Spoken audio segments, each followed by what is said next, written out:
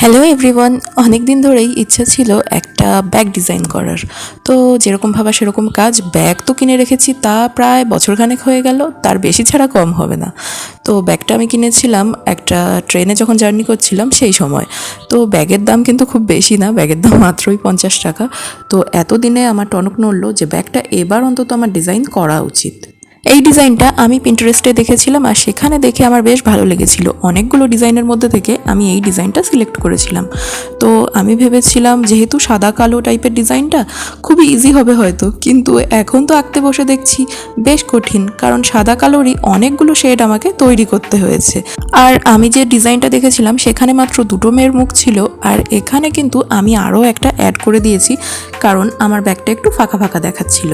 এই পার্টে আমি শুধুমাত্র এই মহিলাগুলোর গায়ের রঙগুলো ফিল করছি, কারণ ব্যাগটা তৈরি করতে মোটামুটি আমার বেশ খানিকটা সময় লেগে গেছে, আর অতটা একটা ভিডিওতে আনা কিছুতেই সম্ভব ছিল না আমার পক্ষে। আপাতত মহিলাগুলোকে দেখে শাকচুন্নির মতো লাগলেও পুরোপুরি ডিজাইন হওয়ার পর কিন্তু ব্যাগটা বেশ সুন্দর হয়েছে। তার জন্য আপনাদেরকে একটু ধৈর্য ধরতে হবে। আচ্ছা, আপনারাই বলুন তো, এই ডিজাইনটা কি বহু স্টাইলের মধ্যে পড়ে? আমার ঠিক আইডিয়া নেই কিন্তু।